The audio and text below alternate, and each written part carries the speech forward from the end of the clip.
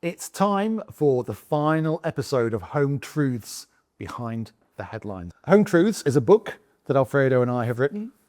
Home Truths, a candid analysis of the Costa del Sol property market, the 2026 edition, don't you know? And it's a little 468-page analysis of everything that's going on and has been going on and where we think it's all heading. Is that correct? Nailed it. Yeah, I did, didn't I? Anyway, we're going to conclude this little accompanying podcast series by looking at a few of the deep dives that we did within the book and put our hats on to see what we think might be happening in the market in the coming years. Let's start with some of the subjects that we covered in a little bit more depth. One is some of the legal stuff like visa options that are open to people, because that landscape has shifted quite dramatically in the last 5 to 10 years, isn't it? Yeah, it's become more relevant because the British market is now non-EU, and the Americans have come into the scene. Those two markets, if they want to move here, they need a visa. Yeah. So we've got two distinct types of buyers, really. One is a person who is based in the EU, who has EU nationality. Then they have no worries about anything, really. They can come and go as they please to any EU country. They can outstay their welcome because they're welcome anytime. It's the third country aliens, lovely term, isn't it? Like the Brits and the Americans and anyone from outside of the EU who are treated differently. And they can only stay for 90 days within any 180 days, which is effectively a tourist visa, although you don't need a visa for it. Or they can apply to stay longer through various visa schemes, non-lucrative, lucrative, digital nomad. There used to be the golden visa, which was very nice when people actually realized what it was for, and that's been abolished.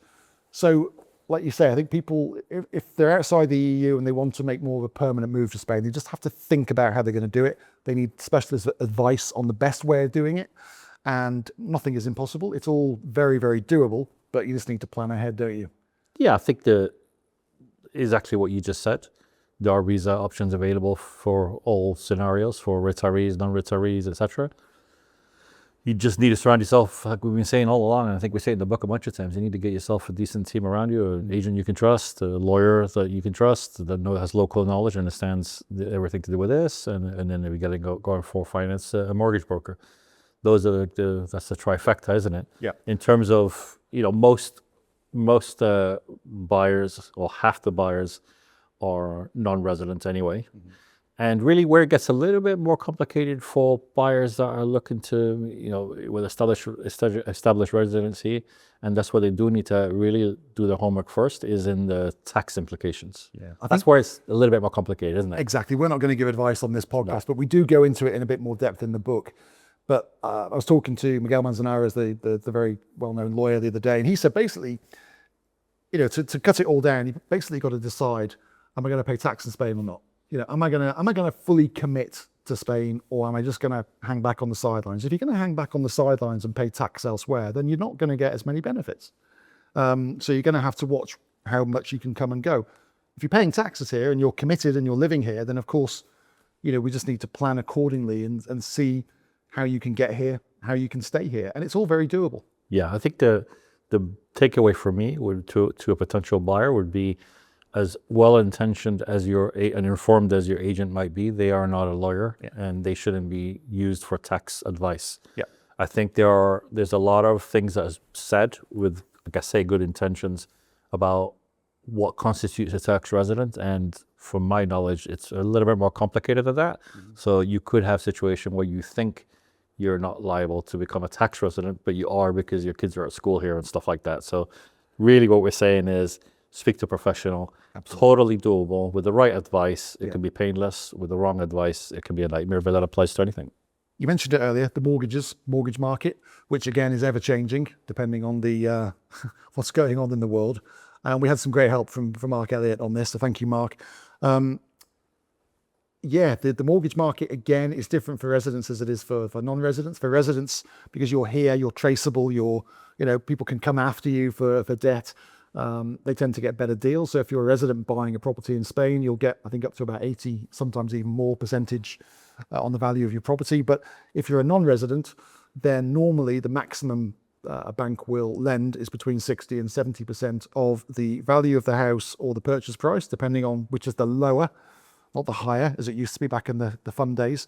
And that obviously means that as a buyer, you're going to need between 30 and 40% of the property price from other sources, normally your savings or other things. Plus your purchase costs, which are normally between 10 and 13%. So you need to find half the money.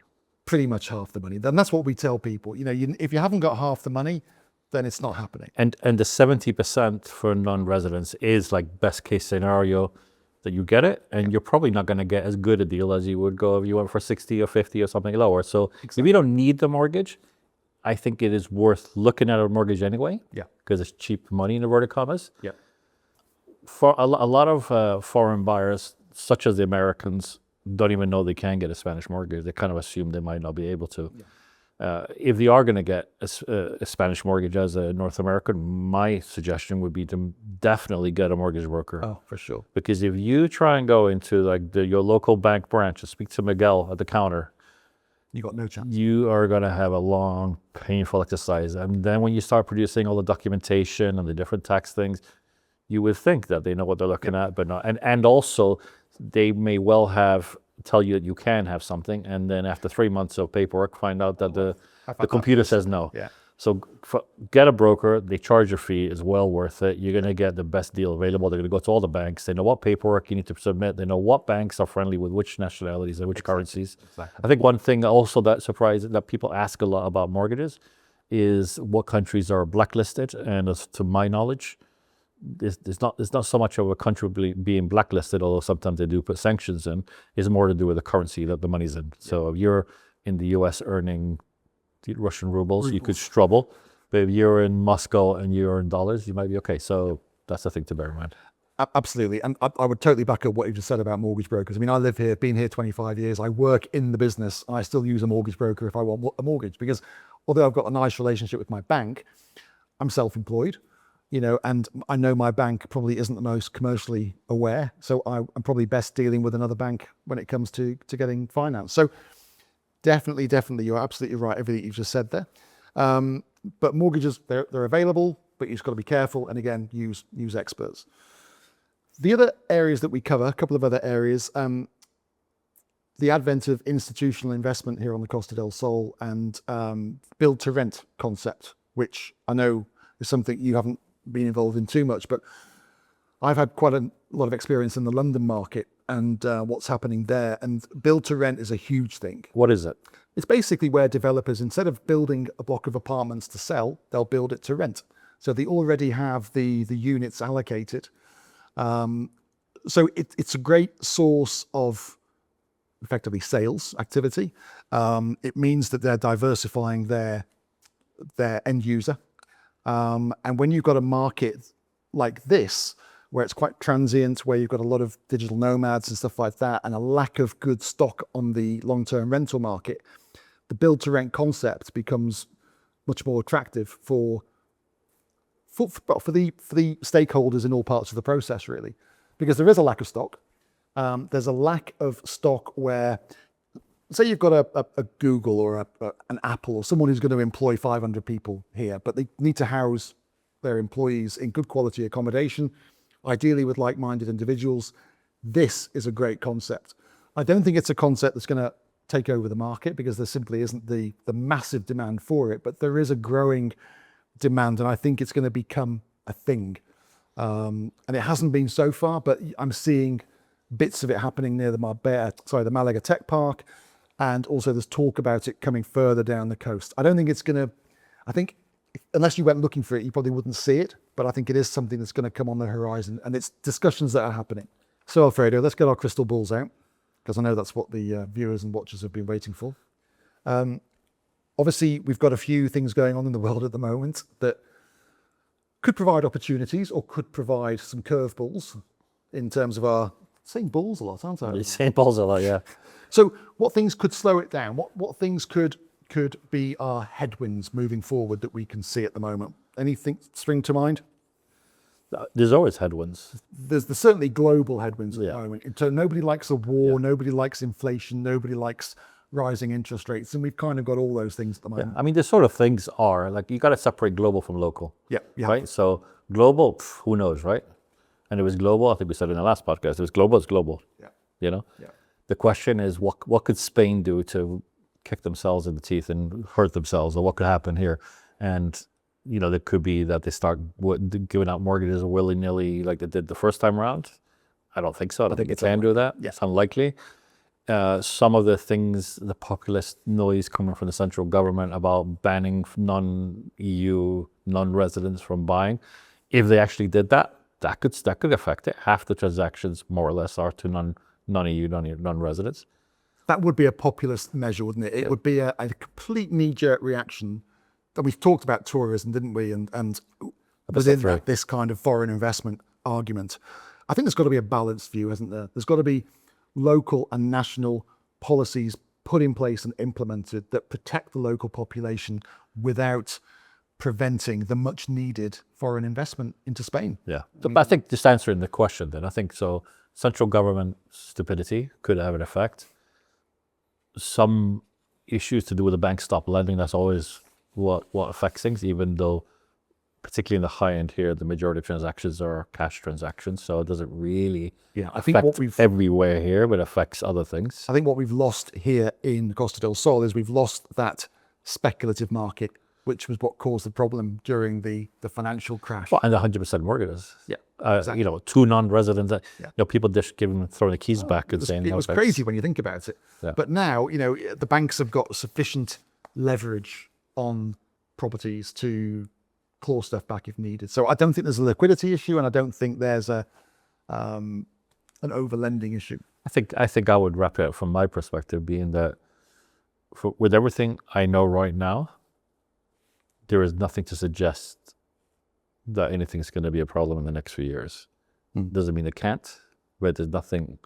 I'm basically scratching my head trying to think of what could be a bad thing, and that suggests exactly what that is, which is there isn't anything obvious in the horizon. There's no big bubble forming somewhere. You go, oh God, this is. It doesn't feel like it. It doesn't. There's nothing. Nobody's saying it. Nobody doesn't feel like it. It's something that doesn't. It's not a conversation that's taking place off camera amongst agents.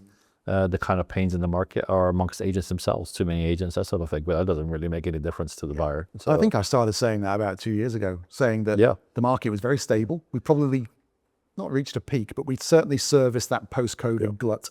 There was a degree of overpricing, which again, we touch on in the book. I'm not going to go into it now. But the market is stabilized without a doubt. There aren't quite as many buyers, but there's enough. There's plenty, loads. But there are too many agents, and we're already seeing casualties of that, because there aren't enough transactions to keep everyone fed. But it doesn't actually mean that the market is declining. The market's fine. It's just perfect, actually. Yeah, I mean, we've said this time and time again. The market, the fundamentals are there. Supply demand is balanced. There's more demand than there is supply. Yeah. The qualities are good, generally better than they used to be in terms of building. The banks are being sensible. There's nothing. You'd be looking for bad. You'd be the most pessimistic person in the world to really find something solid to do with here. Yeah.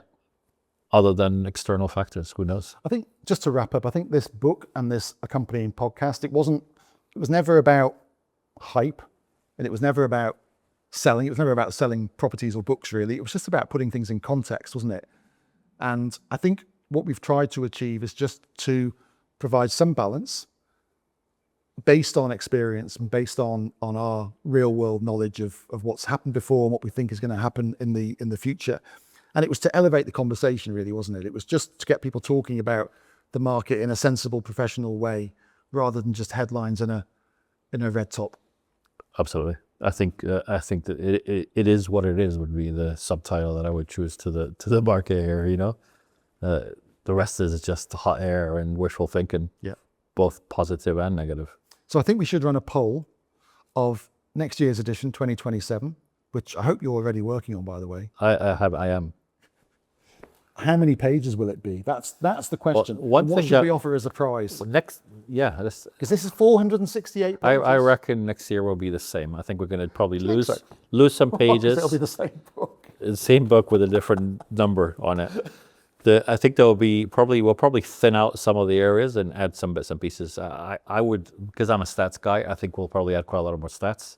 And we'll Now have that we have them charts and all sorts. Yeah, because we have them available, as in literally the information is now available, so we'll That be able information only came to us about 95% of the way through the book, didn't Yeah. it? We were like, Yeah, and you got to close a book somewhere. So yeah. you know, you want it to be finished, you'll never publish it. So you got to draw a line in the sand and say, okay, up to this point, it's up to date. Yeah. And then we'll update it next year. So there'll be changes, curveballs, and all kinds of stuff like that. Probably, like I say, there'll be a few more stats to do with the nationality and stuff now that we have them available. Yeah. And it's always nice to see numbers in that. Absolutely. People love a stat. But otherwise, and we're going to get a lot of feedback from other people in the industry that we could, fine tune, add Slag it things.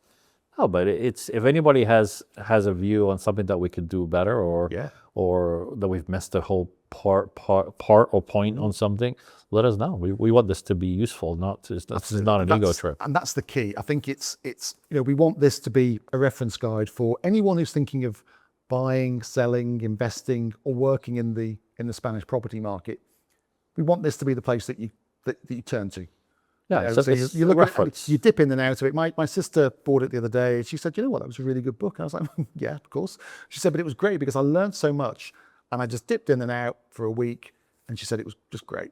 I thought that'll do for me. It's always the case. When you know it, you think, "Oh, everybody must know it." Yeah. So why am I being so silly to put this in a book, and who's going to buy this? And you think, well, we know it because between us, we've been doing this for a long, long time. Well, she's now obsessed about the Scandis. She wants to marry a Swede, I think, because she's read all about them. The vegetable. Now, I could say something there, but I'm not going to. I could offer myself as a cabbage. Rob, I'm so sorry. We weren't referring to you as a vegetable. It's been fun. Yes. Thank you so much, and look forward to doing this all again for the next 10 years, if I make it that far. Amen to that. And if anyone would like to buy a copy, of course, Amazon. you're more than welcome. Amazon in your country of choice. It's great value. Until next time, next year maybe. Bye for now. Cut.